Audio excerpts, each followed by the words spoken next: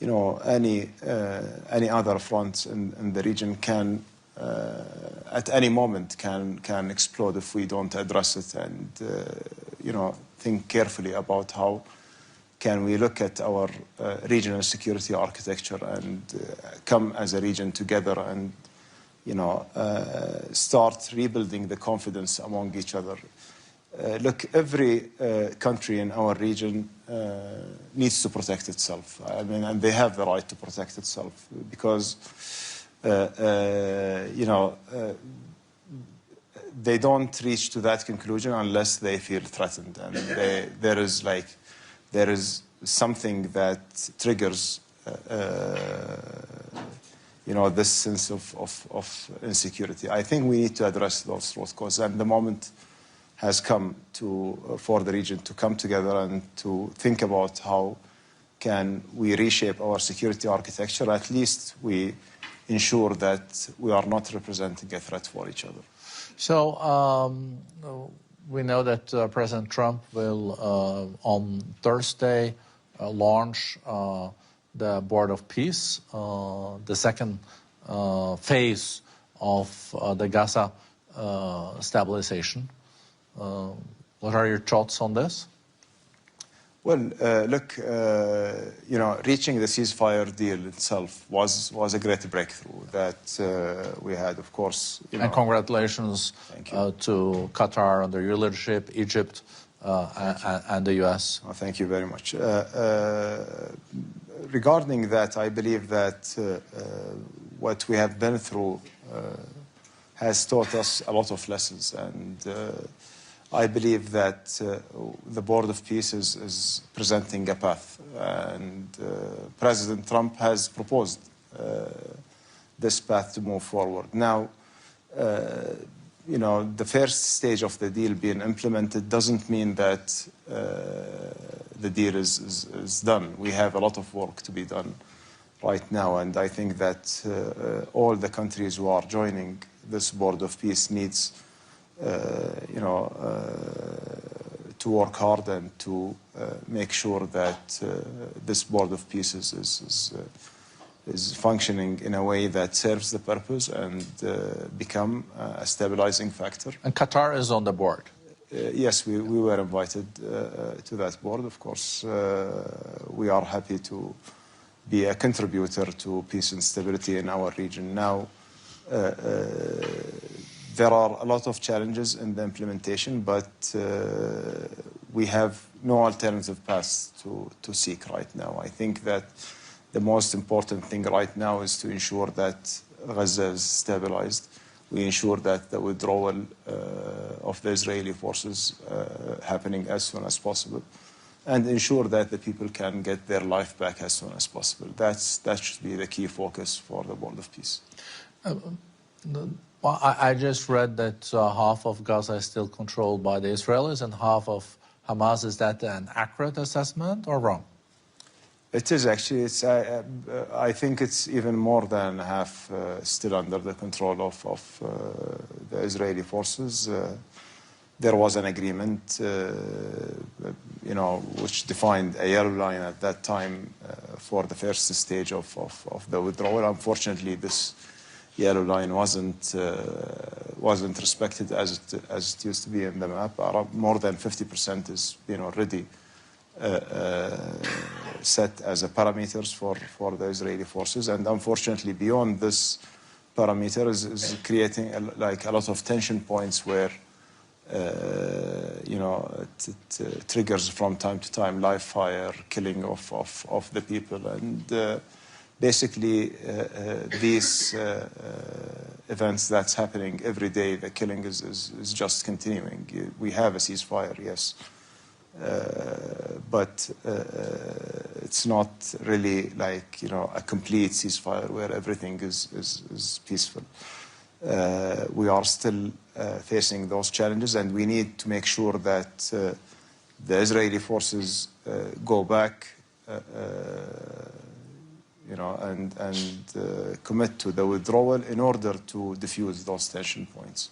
The humanitarian situation, is it better or the same? No, it's still, if you compare it to last year, it may be better, but it's still like it needs a lot of intervention. Still, a lot of humanitarian aid is not allowed to enter, because of dual-use materials and other restrictions. And we need to have unrestricted access for humanitarian aid for the people. Shelters are still missed there, and they need a lot. But we are working together very closely with our colleagues in the United States, Egypt, and Turkey, in order to ensure that there is a mechanism that supports the technocratic government that's been just established for Gaza, in order to enable them to help the people and to deliver a better life for the people.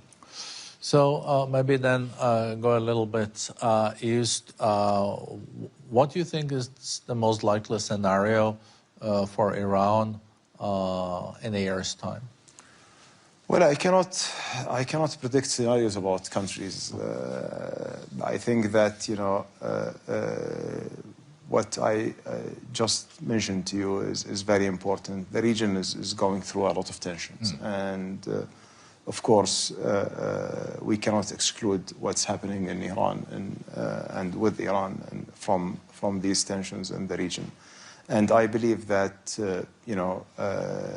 with all this turmoil around us, we need to be more cool-headed and resort to wisdom. And I think that there are a lot of ways to find solutions that can address the problems and address the issues and provide us with the security assurances that brings us and the Iranian people prosperity in the future. And that's what we are aiming for.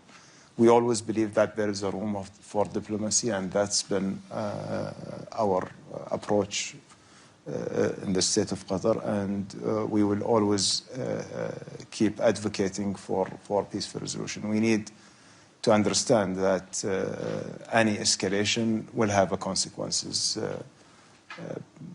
This being tried in Iraq 20 years ago and didn't work. I mean, until now, Iraq and the region is bearing the consequences of that.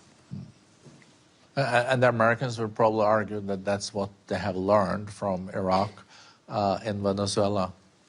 Well, look, I think, I don't speak on behalf of the U.S., but we are in a continuous dialogue with them, and I believe the U.S. administration has been always engaging positively when it comes to attempts for finding a diplomatic solutions. And I believe, President Trump, he's a man of a deal, and he's the one who has helped us to put the whole deal together for Gaza and to get us through the finish line. And I think on the situation of Iran is not, it's not really difficult. It needs, like a multiple approach to address, of course, the nuclear issue and then the regional security issue. This is something that needs to be discussed among the region itself.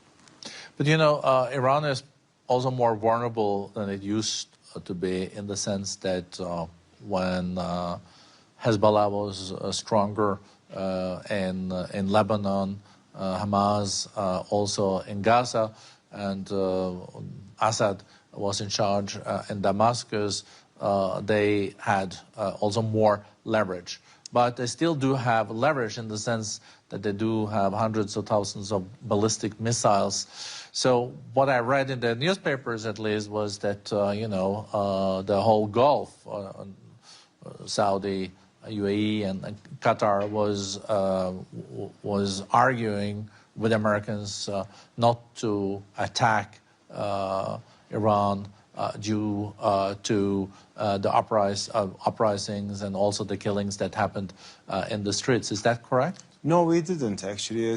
We are engaging with the Americans, with the Iranians. We don't want to see a military escalation in our region. We didn't argue with the American anything, actually. What we offer as a partner, as an ally for the United States is the honest advice about what's going on. And our honest advice that the best way forward is to find a diplomatic solution for the nuclear problem. We don't want to end up in a region that has a nuclear race, and we have seen how the world is shaking right now. I believe that there is an opportunity, and it is the right moment for us as a region to come together and to, make sure that we understand each other's grievances, we understand each other's concerns. We make sure that everyone feels safe and feel protected. That includes the Iranians, that includes the Palestinians and the Israelis, everyone in the region. To move to another topic, but still in the region, we will have the Syrian president in Davos for the first time ever in the history. There are things happening there, so let's see, how that is unfolding. But on Syria, I think Qatar has been clear that this is progress. I think also Saudi Arabia has been of the same view. If you look at where Syria stand now and the perspectives, how do you see the opportunities for the president to bring the country together, deal with different groups, the support, or are you worried that this also not will work out? Well, first of all, I think that Syria has went already through a very difficult 15 years, 15 years of such a turmoil and conflicts will always have its consequences, and we know that it's not easy to come to a country after a civil war and to start rebuild the institutions, rebuild the state, rebuild the systems. It's a difficult job, and the Syrian government needs help, and they've been asking for this help. All of us, we are trying to help them to reach to that stage. Now, there will be a lot of challenges, we know, but at the end of the day, Syria, the beauty of Syria is this diversity, this social fabric of Syria that has been there for centuries, not something new. And I believe that everyone in Syria wants to see, one Syria, stable Syria, wants to ensure that they are treated equally and their rights are protected, and it's their right. And I believe that our contribution as a region or as an international community to Syria is to help them to build their state, to build their institutions, to build this inclusive system that includes everybody. But you cannot have it, you cannot build a state without building proper institutional system that includes everybody. And is that being done now? You see that architecture being constructed? We see that there are some progress. We see that it has a lot of challenges down the road, but we have to make sure that also we are providing them with the right help for this. If you go a little bit east again, you have Iraq, and a country that can produce millions of barrels of oil per day. Why is it still so poor? Well, Iraq is not poor, first of all. I think Iraq is already rich. It's, unfortunately, as I mentioned, this is the result of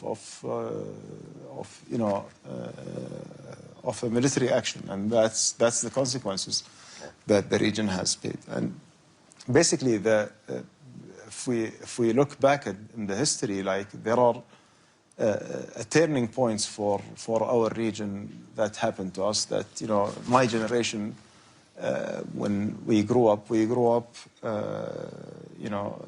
Iraq-Iran war, then Iraq invasion in Kuwait, and then like all the events, building up in our region. But we believe that the turning moment for us in that region was Iraq invasion to Kuwait. That has been like the turning point for the entire region, which put the entire region in a path of turmoil. Unfortunately, we couldn't until now rescue it. And unfortunately, when you talk about Iraq today, that has all these resources and it's rich. But yet people think about it or look at it from the outside. They still think that it's a poor country because there are a lot of people are still not enjoying this wealth of the country, which we believe is one of the results of polarization and division within the community because of the war, and that's what we want Syria hopefully to avoid. And for Syria, unfortunately, they don't have the same natural resources related to oil and gas as Iraq. But you're so right. I think there is a lot of resources. Of course, there's still humanitarian situations in Iraq, but I think there is also a lot of corruption in the country. That's corruption. Unfortunately, is a plague that's eating a lot of government. Unfortunately. Yemen, do you want to talk about that? Well, look, Yemen, our policy has been very clear from the beginning. We support the legitimacy there in Yemen. We support, the right of the Yemenis to decide on their own future. And I believe that what has been achieved already many years ago in the national dialogue was a good model for the Yemenis that everyone has embraced. Unfortunately, it wasn't implemented, and it led us to a situation where there are, some groups feeling that separation is the solution, and others, they don't see it this way. I believe, at the end of the day, it's the call and the decision of the Yemeni people, but as a policy for the state of Qatar, we remain supporting the legitimacy. We would like to see Yemen staying united, and we would like to see the outcomes of the national dialogue that all the Yemenis agreed to be implemented, and to see if this will satisfy the needs of the Yemeni people or not. So Qatar has done a lot in peace and reconciliation. Do you think there is any way in Yemen to also mainstream the Houthis and get them part of a plan for a future that is inclusive and stable? Well, our perspective that you cannot exclude any part of any society, that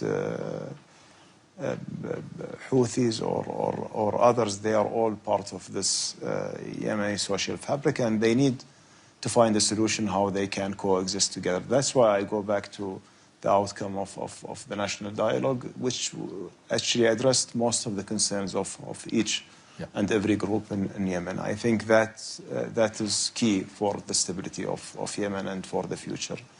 And everyone can play a positive role. And stable Yemen means stable GCC, stable Gulf, stable Arabian Peninsula. And stable Arabian Peninsula, it means also a stable region. And that's, I always, reiterate the importance of this is the right moment for all of us to come together and to start talking very openly and, candidly about our security concerns, and try to put together a security architecture where we feel really protected and safeguarded. We started the discussion, Prime Minister, with the geopolitics. And the geopolitics do look more complicated now than it did in Davos last year. We maybe didn't think that was possible, but I think that's a reality. But what is surprising is that, IMF came out with their growth numbers yesterday or the day before, and now it's 3.3% economic growth expected this year. So the economy is very, very resilient, and trade is growing, but what is fueling this is also the investments in the artificial intelligence. So how do you explain this? Why the global economy is so resilient and has already kind of adapted to the new realities of geopolitics? It's like water; it finds its way. It's not okay. It adapts eventually, but it's not right now. It's not about the adaptation. It's more about the effects of this geopolitical turmoil didn't reach yet, those economic numbers that you are seeing until now. And I believe that any geopolitical complication globally that we are seeing today, we are going to see the effects and the consequences in maybe not today, but in a year or two time. Yes, there is a big growth that's happening in the technology and artificial intelligence that's driving this global growth. But if you are going to look at across sectors, there are areas which have been affected because of this geopolitical situation. And for Qatar, we know you so well as the foreign minister, and you have been through different phases as foreign minister. Has not been the easiest job, but you've done it so well that the Emir also made you prime minister. So you're also in charge of the economy. And, when we have the privilege to visit Doha and Qatar, we see so much development and investments. How do you find your path now? Because UAE has its path, and Saudi Arabia has its path. Where do you see Qatar differentiating itself, and where will we see the economic growth coming in the years to come? I was at the meeting earlier today where Finance Minister Jadaan of Saudi Arabia said that now 56% of their economy is not based on oil, and that has happened in a decade under the leadership of the Crown Prince. Well, actually, look, I think that if you look at Qatar economy, there is a rapid growth that we see year on year. Now, we have registered the growth this year around 2.9%, and we are expecting this growth to accelerate because of the expansion of the LNG, which will make our diversification job very more challenging because of the increase in the gas production. But it's still a good thing. It is. Also for the world, I guess. It is actually, I think it's an outstanding thing. And I believe that if you look at Qatar, Qatar is uniquely positioned when it comes to the energy and the supply of LNG, which will remain a base load. That all this revolution that you see in the AI and in technology will require to power, their data centers and to power this compute that they will need. So Qatar is at the center of this progress and development that's happening. Second, our diversification agenda has been moving in the right direction. We are more than 60% now non-hydrocarbon GDP, and we are looking forward to grow it further. We see the numbers in foreign direct investments increasing in a very good progress. We see the inflation below 1% and managed with all this growth that's ongoing. We believe that energy is our strength, is our power. We believe that diversification is our resilience, and we believe that technology is the future. Packaging all those together, I think Qatar have a great path forward, and I believe that what we are going to see in the next few years, you will see Qatar has been already very well known in establishing multinational companies and global brands like Qatar Airways or QNB or we have around 44 global brands that Qatar has invested in and established. And what we are looking for is really to double down on our national champions and expand this number. So hopefully this year, we will have some good news about some platforms to encourage these national champions to be more globally, to be more global players. No, really impressive. I would have loved to continue the conversation, but we also have limited time. It's always a great pleasure, Sheikh Mohammed, Prime Minister of Qatar, to both have you in Davos, but also to listen to your insights. So Thank you. Thank you very much. Thank you. Thank you.